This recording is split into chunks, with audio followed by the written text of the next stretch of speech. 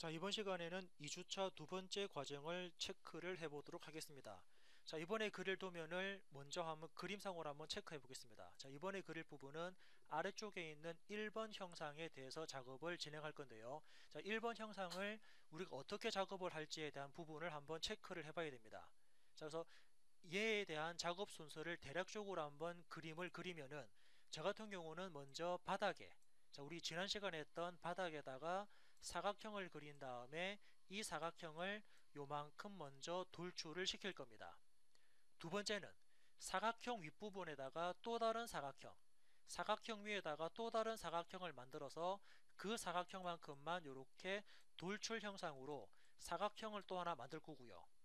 자, 세 번째는 이번에는 앞쪽입니다. 앞쪽에 또 다른 사각형을 만들어서 이 사각형만큼만 잘라낼 겁니다. 네 번째는 이제 모서리 부분입니까? 자, 모서리 부분에 자, 이렇게 라운드, 자, 모서리 부분을 둥글게 깎아주는 기능을 쓸 겁니다. 모서리 부분을 둥글게 깎아주는 기능을 쓸 거고요. 그런 다음에 이제 중간 부분에 원, 자, 이렇게 이 부분만큼만 구멍을 뚫어서 나머지 전체 복사하는 기능으로 순서를 잡도록 하겠습니다. 자, 이제 이런 순서대로 작업을 하기 위해서 이번에는 뭐 돌출이라는 부분하고, 그리고 R 값을 가지는 라운드, 둥글게 깎아주는 라운드 기능, 그리고 이제 구멍 생성입니까? 원 그린 다음에 구멍을 뚫어주는 기능, 그리고 이렇게 만든 구멍들을 전체적으로 복사하는 부분들에 대해서 한번 쭉 체크를 해보도록 하겠습니다. 자, 다시 인벤터. 자, 우리가 이제 지난주에 작업했던 인벤터라는 프로그램을 띄워서 새로 만들기를 하도록 하겠습니다. 처음에 새로 만들기 버튼을 클릭한 다음에 어떤 작업을 할 건지에 대한 작업, 즉 standard.ipt를 선택을 하고 작성 버튼을 누릅니다. 그러면 부품 작업을 할 수 있는 화면상으로 화면이 전환되었고요. 먼저 저는 바닥에다가 사각형을 그려서 돌출 작업한다 그랬으니까 스케치 작업을 시작하겠습니다. 2D 스케치 시작이라는 버튼을 클릭해서 어디다가 그림을 그릴지 먼저 체크해야 되는데, 스케치 시작 버튼 누른 다음에 저는 XY 평면을 클릭합니다. 즉 사용자가 선택한 XY 평면에 처음 스케치를 그려라 라고 체크했고요. 자, 여기서 필요한 부분인 사각형, 자, 이제 사각형을 그리도록 하겠습니다. 사각형 기능을 실행한 다음에 0,0,0 모델링 원점을 기준으로 클릭, 또 다른 점을 클릭해서 사각형 하나를 대충 그렸고, 대충 그려진 이 사각형을 기준해서 치수를 기입하도록 하겠습니다.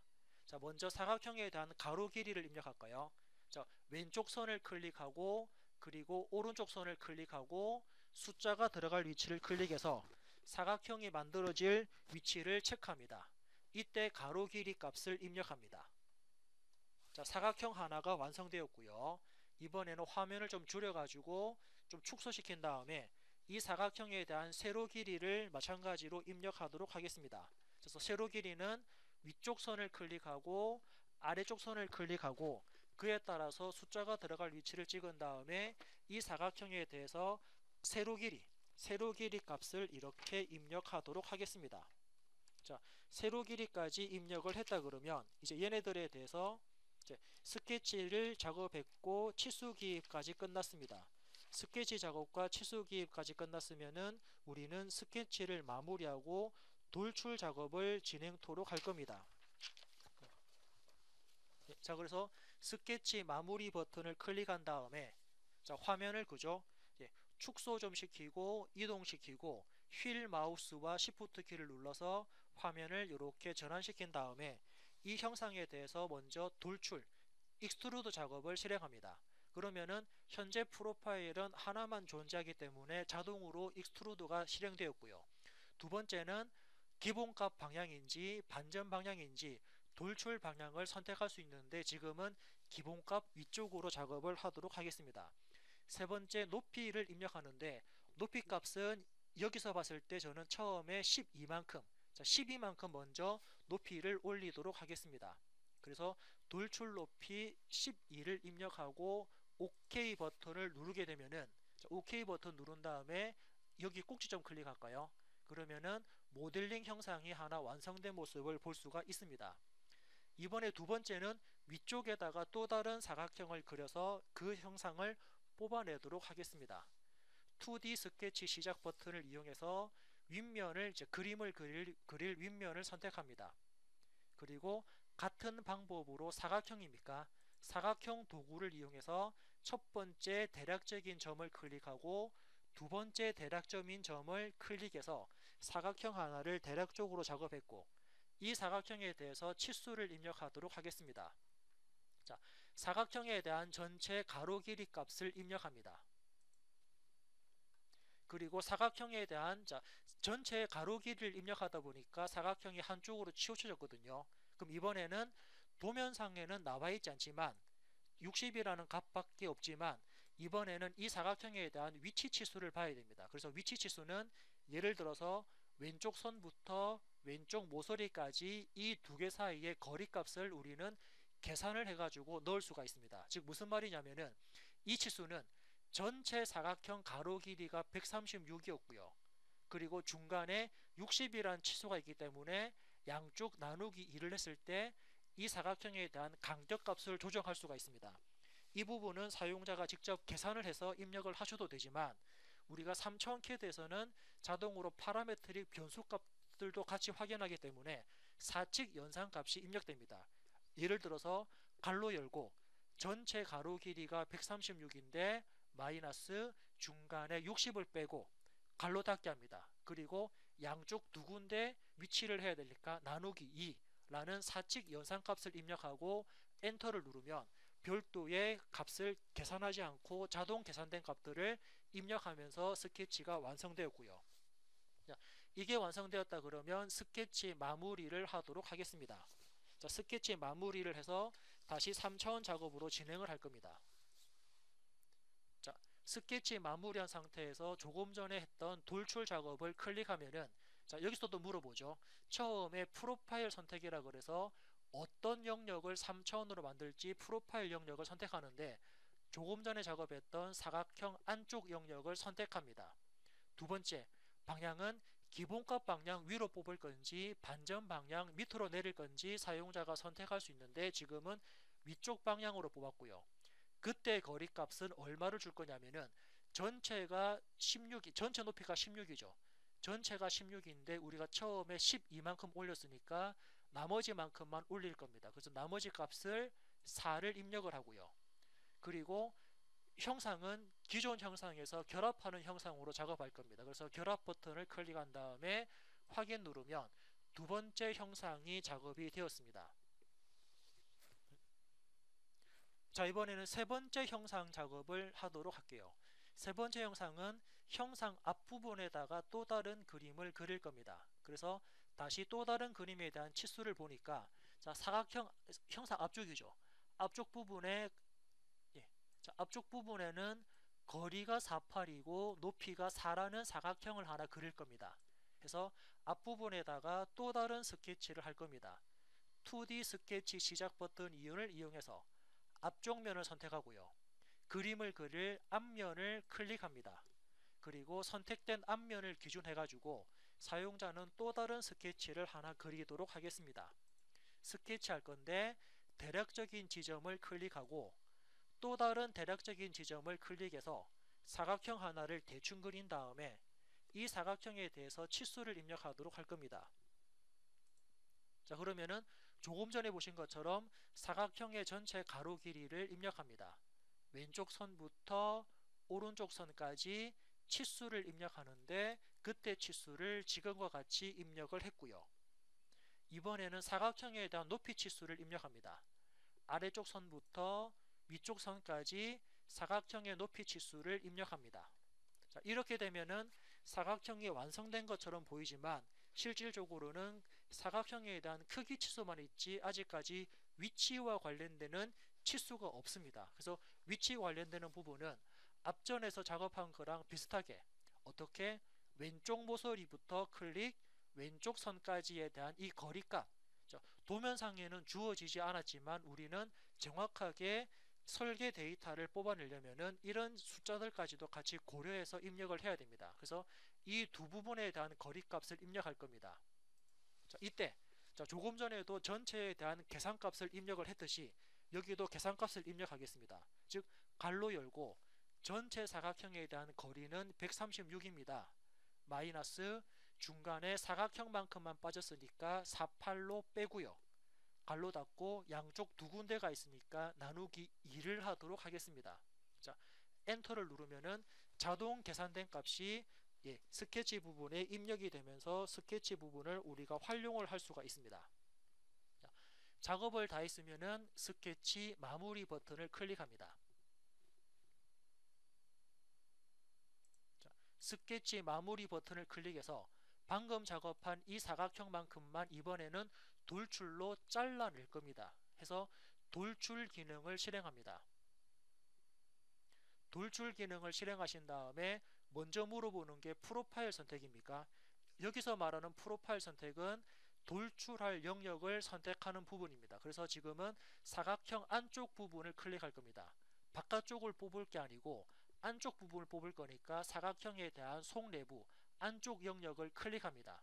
자, 클릭을 했고요.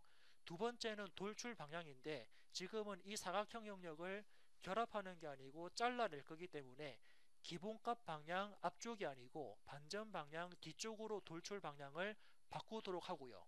그리고 그때 거리값, 자, 이때 거리값을 지금부터 봐야 되는데 우리는 이 사각형 부분을 얼만큼 자를 건지에 대한 그 거리값을 체크해 봐야 됩니다. 자, 그러면은 전체 우리 기존에 만들었던 첫 번째 형상에 대한 전체 폭이 전체가 얼마냐면은 82거든요. 그래서 이 형상이 이렇게 쭉 잘려져 나가면서 이때 길이 값은 82를 줘도 되고요. 자, 82를 입력하면은 여기까지 돌출될 겁니다. 근데 우리는 전체를 다 자를 거기 때문에 82보다만 값을 크게 주셔도 상관이 없습니다.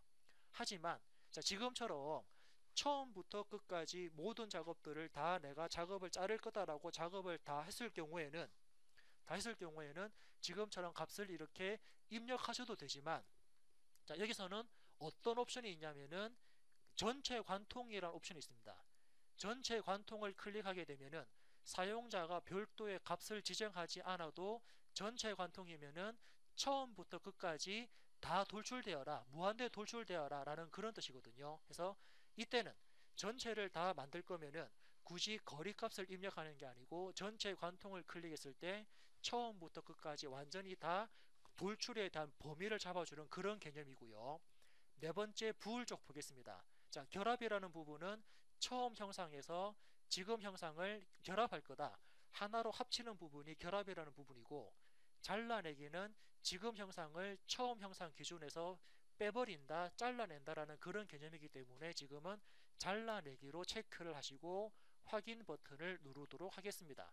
그러면은 아래쪽에 있는 사각형 영역이 요거만큼 잘려져 나가는 모습을 확인하실 수가 있습니다.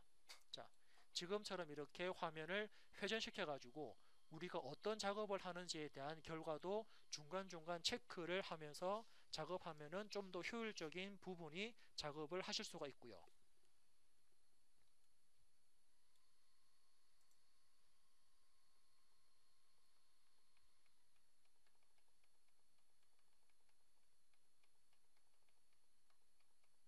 자, 이번에는 어떤 작업할 거냐면은 자, 사각형 측면에 자, 여러분들 보시는 것처럼 자, 사각형 측면에 이렇게 R14, R14라고 그래서 둥글게 깎여 있는 모습을 볼 수가 있습니다. 참고로 여러분들이 봤을 때 R, 자, R이라는 부분은 무슨 뜻이냐면은 R은 라운드, 라운드에 대한 약자라고도 뭐 이렇게 뭐 생각을 하셔도 되고 또는 실질적인 R은 우리가 제도에서는 도면을 해석할 때는 반지름 값을 나타내거든요. 그래서 지금 이 둥글게 깎여 있는 부분은 반지름 값이 14라는 부분입니다. 즉 14만큼만 둥글게 깎는다라는 그런 개념이기 때문에 이제는 둥글게 깎는 기능에 대해서 한번 보도록 하겠습니다. 자, 인벤터에서 보시면은 목깎기라는 기능이 있습니다.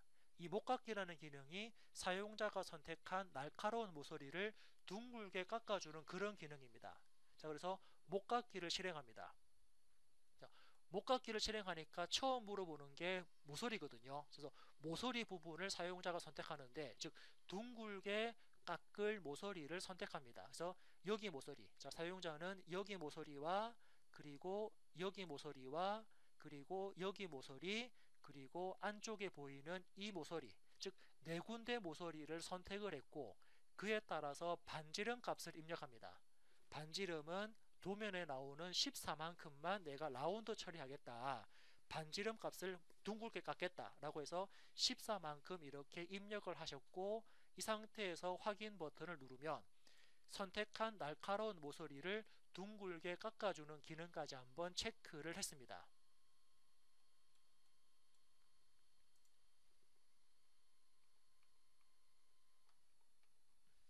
자, 이렇게 모서리 부분을 둥글게 깎았다면은 이제 다음 작업은 안쪽에 보시는 것처럼 이렇게 구멍이 뚫려 있거든요. 자, 이제 이 구멍을 작업하는 방법에 대해서 말씀을 드리겠습니다. 물론 이 구멍 같은 경우는 우리가 스케치에서 원 그린 다음에 돌출로 잘라내는 형상으로도 같이 확인하면은 쉽게 구멍을 만들 수 있습니다. 하지만 여기서는 우리는 이 원자체를 돌출로 자를 게 아니고 드릴 가공으로 구멍을 뚫는다라고 구멍을 생성한다라고 봤을 때 이제부터는 이제 돌출 작업이 아닌 드릴 작업을 제가 작업을 걸 거거든요. 그래서 그 드릴 작업을 하기 위한 부분이 바로 구멍이라는 기능입니다. 자, 이 구멍에 대한 크기를 보니까 여기 4-파이 11로 적혀 있거든요. 자, 이게 무슨 뜻일까요? 4-파이 11 적혀 있는 부분은 저 앞쪽에 4라는 부분은 바로 개수죠. 그래서 개수 4개라는 뜻입니다. 즉 구멍이 4개가 있다는 뜻이고 뒤쪽에 나오는 파이 11은 이 구멍에 대한 지름 치수, 파이는 지름과 관련되는 기호니까 지름 11짜리 구멍이 총 4개 있다라는 그런 뜻이거든요. 그래서 이제부터 요거에 대한 구멍 작업을 진행하도록 하겠습니다. 다시 인벤토로 가서 자 이제 여기다가 구멍을 뚫을 건데 우리 보통 자 실질적인 3차원 그 실물 형상입니다. 실물 형상에서 사용자가 드릴 가공을 한다 그러면 작업하는 순서가 어떻게 되냐? 처음에는 먼저 펀칭 도구를 이용해서 구멍을 뚫을 위치에 간략하게 펀칭을 때립니다. 그런 다음에 구멍 작업을 이제 드릴 작업하거든요. 그럼 인벤터에서도 똑같습니다. 사용자가 펀치를 작업하는 부분에 대해서는 인벤터에서는 먼저 점을 하나 생성하고요. 그렇게 생성한 점에 대해서 구멍 작업을 진행할 겁니다. 그래서 먼저 점 작업을 할 겁니다. 2D 스케치를 실행합니다. 2D 스케치를 클릭한 다음에 자, 사용자가 작업할 스케치면을 선택을 해주는데 즉 구멍이 만들어질 위치는 여기 윗면입니다. 또는 구멍이 만들어질 위치는 여기 윗면입니다. 그래서 윗면을 하나 선택을 딱 합니다. 자, 선택을 하게 되면은 자, 친절하게 이렇게 자동적으로 노란색 점들이 발생하는데 이 노란색 점은 아까 보셨던 우리 라운드 목깎이였죠. 목깎이를 하게 되면은 그 목깎이에 대한 중심점이 자동으로 발생이 되거든요. 그럼 우리는 이 중심점에다가 스케치 점을 생성해 줄 겁니다. 그래서 스케치 점을 실행하시고 점을 어디다가 생성할 거냐면은 라운드 중심점을 클릭을 하면은 그 중심점에 또 다른 점이 생성이 되었습니다. 자, 이렇게 구멍이 만들어줄 위치를 체크하신 다음에 스케치 마무리를 하도록 하겠습니다. 자, 점을 생성한 다음에 물론 다른 쪽에도 동일하게 점을 생성하셔도 되는데 지금은 그냥 점 하나만 생성하고 스케치 마무리 버튼을 클릭합니다. 자, 스케치 점을 기준해서 이제부터 드릴 작업할 건데 자, 드릴과 관련되는 작업은 위쪽에 보이는 구멍이라는 기능입니다. 그래서 구멍이라는 기능을 실행을 딱 하게 되면은 조금 전에 여러분들이 만들었던 그 점 위에 자, 점이라는 부분에 자동으로 구멍이 생성되는 모습을 볼 수 있는데 여기서는 사용자가 어떤 구멍을 만들 거냐면 첫 번째 구멍 위치 볼까요? 위치는 앞에서 생성했던 점이 자동적으로 생성되었습니다. 두 번째, 구멍에 대한 모양은 일반적인 단순 구멍입니다. 즉, 세 번째 나와 있는 나사 구멍이 아닌 첫 번째는 단순 구멍이고요. 시트를 보면은 사용자는 카운터 보호 모양을 만들 건지 아니면은 카운터 싱크를 만들 건지 이런 모양들을 체크할 수 있는데 지금은 일반적인 없음, 그냥 일반적인 구멍입니다. 없음 하게 되면은 일반적인 구멍 모양으로 체크할 수 있습니다. 자, 조금 전에 카운트 보호 모양 하게 되면은 이렇게 생긴 구멍을 생성할 수 있거든요. 지금은 없음이라고 체크했고요. 그런 다음에 종료, 즉 구멍에 대한 깊이입니다. 이 구멍 깊이는 처음부터 끝까지, 윗면부터 바닥까지 완전히 뻥 뚫어주는 그러한 구멍이다 보니까 종료에는 구멍에 대한 깊이를 주는 대신에 전체 관통을 체크해서 구멍이 다 뚫려라 라고 체크했고요. 방향은 기본적인 방향 아래쪽으로 구멍을 뚫겠다라고 체크가 되어 있습니다. 그리고 구멍에 대한 지름 볼까요? 자, 지름, 구멍에 관련되는 지름을 체크해서 구멍 지름값 11을 입력하고 확인 버튼을 누르면 자, 11만큼 이렇게 구멍이 생성된 모습을 확인해 보실 수가 있습니다. 이 부분에 구멍이 지금처럼 생성이 되었고요. 자, 이번에는 지금 만든 구멍을 전체적으로 복사하는 기능에 대해서 한번 말씀을 드리겠습니다. 자, 생성한 구멍을 자, 마찬가지로 위쪽이랑 오른쪽이랑 왼쪽에도 똑같이 스케치해서 점을 생성하고 동일하게 구멍들을 쭉쭉 이렇게 수동으로 작업하셔도 상관없습니다. 어차피 결과만 똑같으면 되니까. 그런데 동일한 모양이 계속적으로 만들어진다 그러면 간략하게 우리는 복사 기능을 활용할 수가 있는데 그때 사용하는 복사가 패턴, 인벤터에서 말하는 패턴 중에 어떤 패턴이냐면은 직사각형 패턴입니다. 즉 가로 방향 개수와 세로 방향 개수를 입력하면서 전체적으로 복사를 하실 수가 있거든요. 그래서 직사각형 패턴 기능을 실행합니다.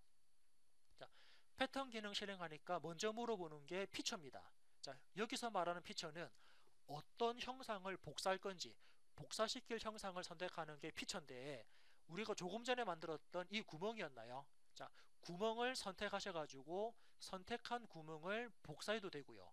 아니면은 작업 트리에서 구멍, 여기 나와 있는 이 구멍을 클릭하셔도 상관없습니다. 그래서 피처는 예, 작업 트리에 나오는 구멍이나 형상의 구멍을 선택하시면 됩니다. 그래서 형상에 있는 구멍을 피처로 선택을 딱 합니다.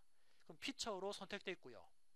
자, 이번에는 방향 1번과 방향 2번을 볼 건데 간략하게 뭐 예를 들면은 방향 1번은 복사시킬 가로 방향, 방향 2는 복사시킬 세로 방향 이렇게 그냥 간략하게 이해를 하겠습니다. 물론 뭐 가로 방향, 세로 방향은 제가 그냥 이해를 돕기 위해서 그렇게 설명을 드린 거니까 사용자는 방향 1번이라는 버튼을 클릭한 다음에 그래서 가로 방향에 해당되는 모서리를 클릭합니다. 가로 방향이라 그러면은 뭐 X방향 할까요? X방향과 관련되는 모서리를 선택합니다. 즉 모서리는 여기 모서리 또는 여기 모서리 또는 이 모서리 이런 모서리들을 선택을 해서 방향 1에 대한 그 방향성을 잡아줍니다. 그래서 모서리를 하나 딱 클릭을 하면은 선택한 모서리를 따라서 구멍이 복사가 되는 모습을 볼 수가 있는데 화살표가 나오거든요. 이 화살표는 바로 방향입니다. 그래서 지금은 X방향 화살표로 복사가 되는데 예를 들면은 방향 1번에 있는 반전 버튼을 누르면 마이너스 X방향 한 번 더 클릭하면은 플러스 X방향 방향성을 선택할 수 있습니다. 그래서 아래쪽에 나와 있는 개수 전체 몇 개를 만들 건지에 대한 개수를 입력합니다. 여기서는 선택한 가로 방향 X방향에 대한 개수만 나타냅니다. 즉 자신을 포함한 전체 개수는 두 개가 되고요. 그리고 아래쪽에 있는 간격을 입력합니다. 이때 간격은 지금 보시는 구멍과 구멍까지의 사이 간격이기 때문에 이때 사이 간격 값을 입력을 하면은 이만큼 복사가 됨을 확인해 볼 수가 있고요. 자, 먼저 그래서 X 가로 방향에 대한 복사를 했다 그러면 이번에는 방향 2번을 클릭해서 Y 방향, 이번에 방향 2번을 클릭해서 Y 방향과 관련되는 복사에 대한 방향성을 선택할 겁니다. 즉 모서리를 선택하거든요. 방향 2번은 세로 방향의 모서리 또는 Y축 방향의 모서리입니다. 그래서 해당되는 모서리, 뭐 여기 모서리든 이 모서리든 또는 여기 모서리든 이 모서리든 상관없는데 해당되는 모서리를 하나 딱 찍어주면은 그 모서리를 따라서 복사되는 모습을 확인해 볼 수 있고요. 물론 사용자가 화살표 방향이 현재 플러스 Y 방향인데 나는 마이너스 Y 방향에서 아래쪽으로 내리고 싶다 할 때는 반전 버튼을 클릭합니다. 아래쪽으로 내릴 건지 반전해서 위로 올릴 건지 이렇게 방향성을 선택할 수 있고 그에 따라서 개수 입력합니다. 여기 나오는 개수는 단지 그냥 y 방향에 해당되는 개수입니다. x 방향 개수가 아닌 y 방향의 개수를 입력합니다. 전체 두 개를 입력합니다. 자신을 포함해서 전체 두 개가 복사되고요. 그에 따라서 간격값, 즉 구멍과 다음 구멍까지의 y 방향 간격을 입력합니다.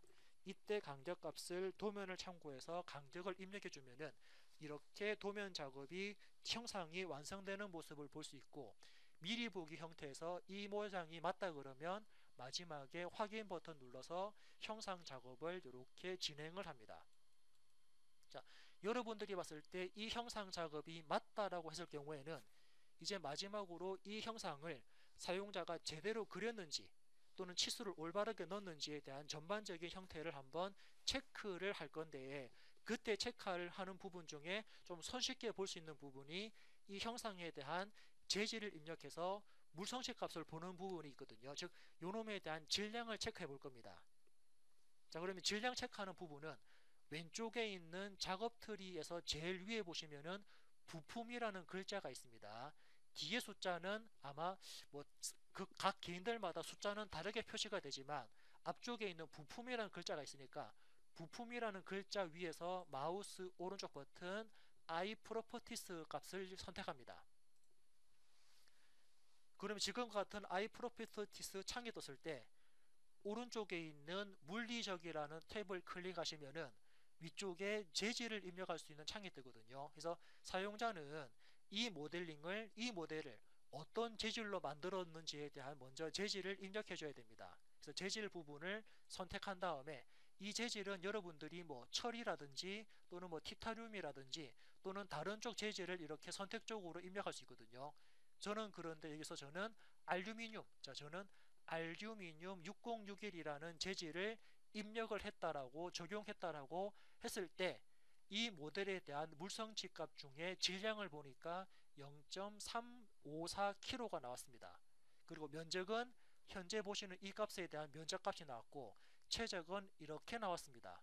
자, 무게 중심은 여러분들이 어디다가 그림을 그렸는지에 따라서 아마 이 값은 저랑 다르게 나올 수가 있을 겁니다. 하지만 앞쪽에 있는 알루미늄 재질을 입력했을 때 질량, 면적, 최저값은 이와 유사한 데이터, 이제 이 값과 거의 근사치되게 값이 나왔다 그러면 저와 여러분들은 주어진 도면 치수대로 작업을 했다라고 볼 수가 있습니다.